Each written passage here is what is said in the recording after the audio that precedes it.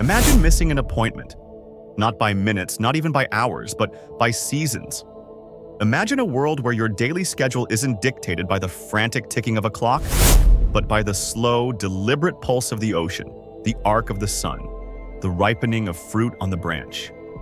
For countless generations, this was reality for the people of the Marshall Islands. Scattered across the vast blue Pacific, their lives ebbed and flowed with nature's rhythms. Tides dictating fishing, birds signaling seasons, harvests marking community gatherings. Time wasn't a line marching forward, but a cycle, deeply intertwined with the sea, sky, and ancestral knowledge. But in the blinding flash of the mid-20th century, this harmony was irrevocably shattered. External forces driven by geopolitics and a terrifying new age stormed these shores. They brought new rulers and a fundamentally different concept of time, rigid, measured, relentless, utterly foreign to the Marshallese way of life.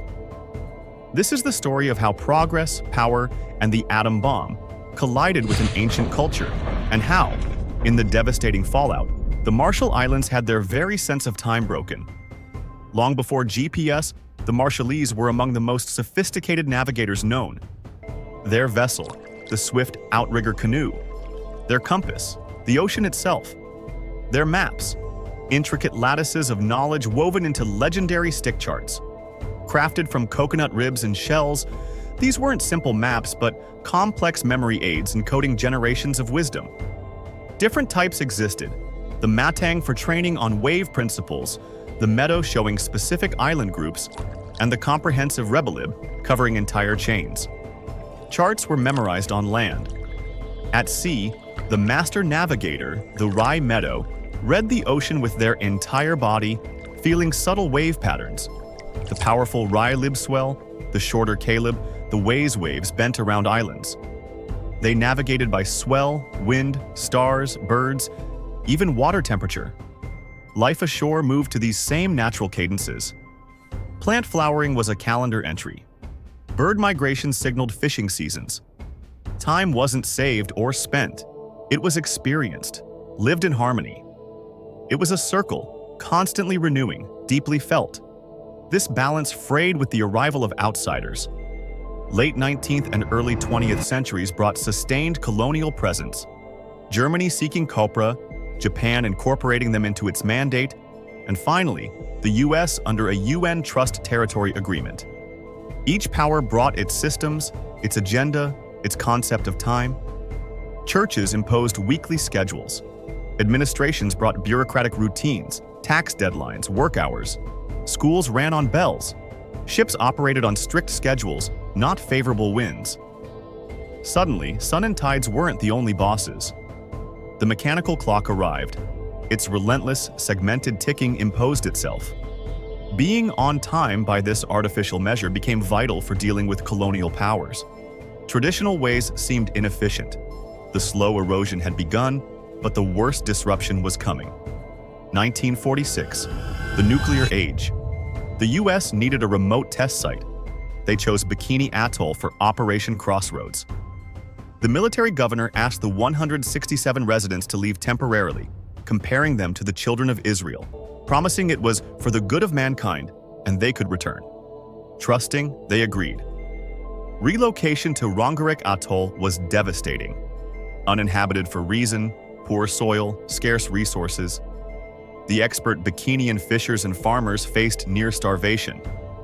By 1948, relocated again to Kili Island, tiny, no lagoon, making their traditional lifestyle impossible. Meanwhile, back at Bikini, the Baker underwater test caused massive, unforeseen radioactive contamination, rendering the atoll uninhabitable. The promised return became impossible, broken by invisible poison. The Bikinians were cut adrift from their ancestral land, their ecological and temporal system gone, replaced by the harsh uncertainty of exile. The horror wasn't over. March 1st, 1954. Castle Bravo. Expected 6 megatons, exploded at 15 to 1,000 times Hiroshima, America's most powerful test ever. Winds carried the radioactive coral cloud eastward over inhabited atolls like Rongelap, and Uterik. Within hours, white flakes fell. Children played in the poisoned snow, unaware. Adults breathed the contaminated air. Soon, acute radiation sickness, intense itching, severe burns, nausea, hair loss. Yet evacuations were tragically delayed. 2 days for Rongelap, longer for Uterik. The fallout brought terrifying, invisible chaos, shattering predictable life rhythms with fear of an unseen poison. Damage, profound, lasting, irreversible. Decades followed with grim health problems, increased thyroid cancers, leukemia, birth defects. Fear-plagued communities. Traditional foods were contaminated, forcing reliance on imported goods and U.S. aid. Waiting for aid shipments replaced waiting for the tide. A new, artificial rhythm took hold, dictated by bureaucracy. A stark reminder of this toxic legacy, the Runit Dome on Eniwetok.